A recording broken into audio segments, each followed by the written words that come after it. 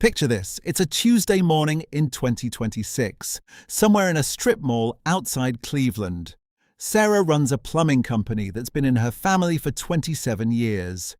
3 trucks, 9 employees, and a waiting list that's 3 weeks long.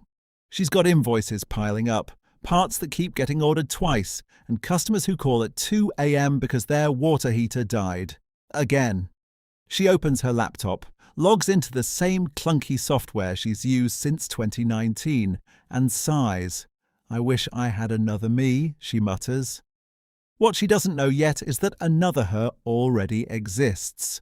Not a person, an AI agent, one that lives inside her industry, knows every code requirement in Ohio, tracks every supplier price in real time, books the right technician before the customer even finishes explaining the leak, and emails a perfect invoice that auto-reconciles with QuickBooks.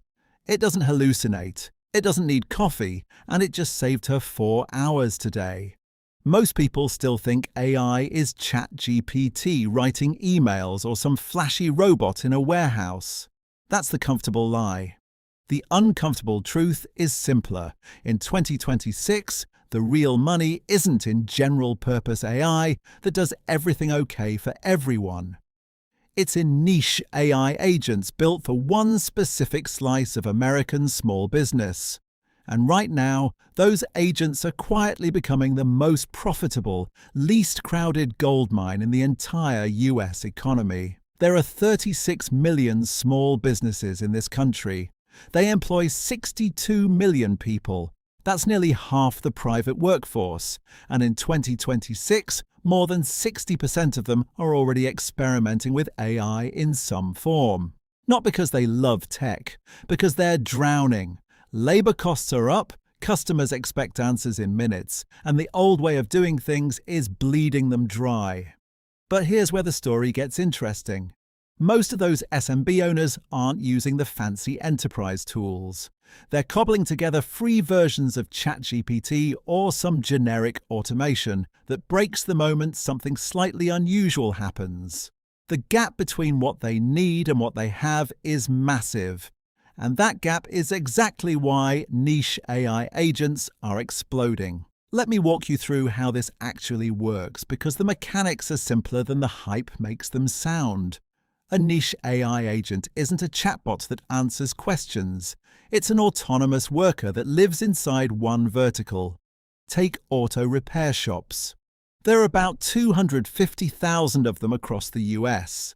Most still use paper tickets or basic software that requires a human to chase parts, schedule lifts, and upsell maintenance. A vertical agent for that industry does all of it. It reads the diagnostic scan, checks real-time inventory at 3 local suppliers, books the bay, texts the customer an accurate quote with photos, and even flags a recall that the shop missed. It learns from every job in that specific shop's history and from every other shop using the same agent. The more shops that join, the smarter it gets. That's the flywheel. Or look at independent dental practices. There are over 120,000 of them. Insurance claims, patient recalls, supply ordering, even treatment plan explanations. One agent can handle the entire front office workflow. No more staff spending hours on hold with insurers. No more patients ghosting because they forgot their cleaning. The agent just does it. These aren't science fiction demos. They're live in 2026. Built by small teams or even solo founders who know the pain of one industry inside out. They start by offering it as a service. Let me install this agent in your shop for a flat setup fee plus monthly. Then they productize it. Subscription pricing. $199 to $799 a month, depending on how many locations or how deep the automation goes. Recurring revenue. Insanely high margins once the agent is trained. The math is brutal in the best way. Let's say you pick just one vertical, plumbing. There are roughly 140,000 plumbing businesses in the US. If you capture even 1% of them at $300 a month, that's over $5 million a year in revenue. with almost no variable cost after the initial build. Scale to 3 verticals and you're looking at a business that can sell for 8 or 9 figures in 3 years. That's not startup lottery ticket math. That's the quiet reality happening right now while everyone else is still arguing about whether AI will take jobs. But here's the part the hype videos never show you, the uncomfortable mechanics underneath. First, data. General AI is trained on everything on the internet. Niche agents are trained on the messy, proprietary data of one industry, past invoices, compliance logs, supplier emails, technician notes. That data is the moat. The bigger your user base in that vertical, the better your agent performs.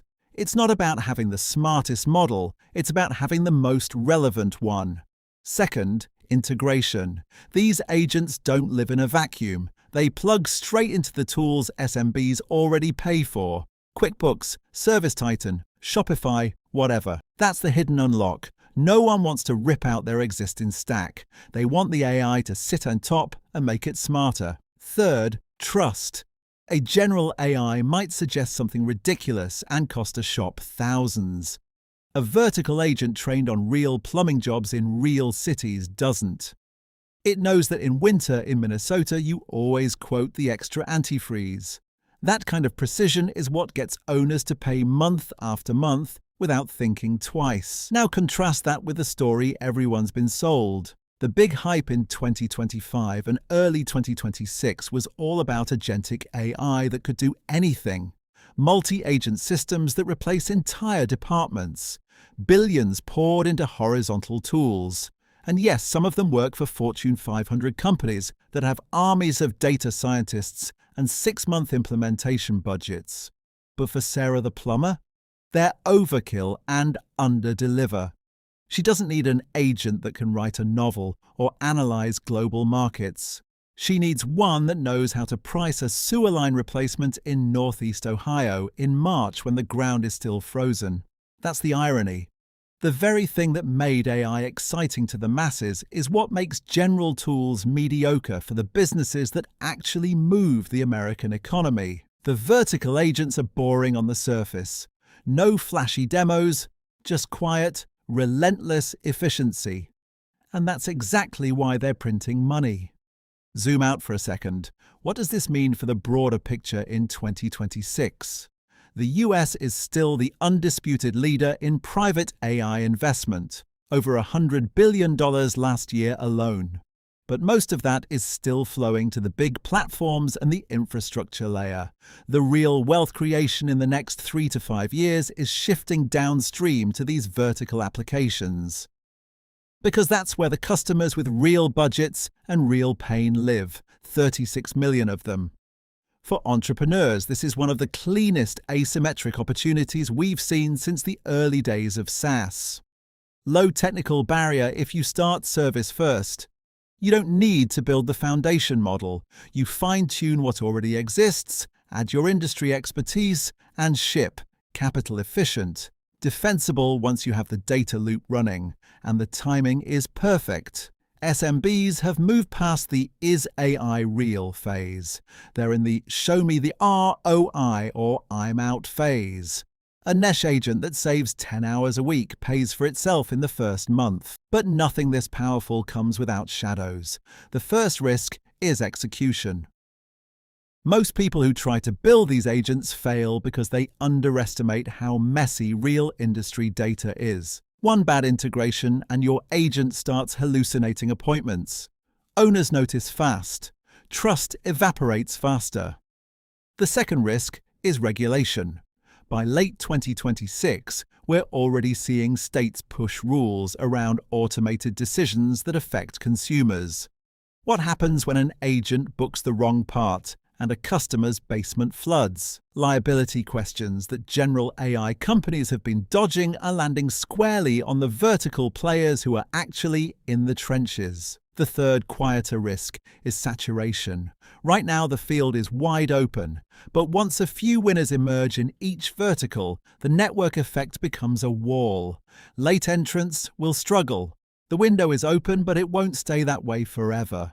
And then there's the human side.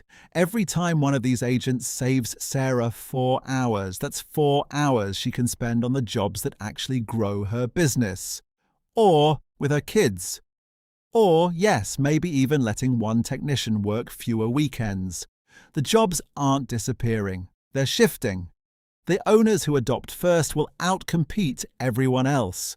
The ones who wait will watch their margins get squeezed by competitors who run leaner and faster. So here we are in April 2026. The technology is ready. The market is desperate. The economics are obvious to anyone willing to look past the noise. Niche AI agents aren't the future of business. They're the present, hiding in plain sight inside the industries most people ignore when they talk about AI. The only real question left is the one no one wants to answer out loud. In 3 years, when Sarah's plumbing business is twice the size and running smoother than it ever did under her father, will you be the one who built the agent that made it possible? Or will you still be watching from the sidelines, wondering why you didn't move when the gold was right there on Main Street? The uncomfortable truth is that the gold mine isn't coming, it's already open. The only thing left to decide is whether you walk in.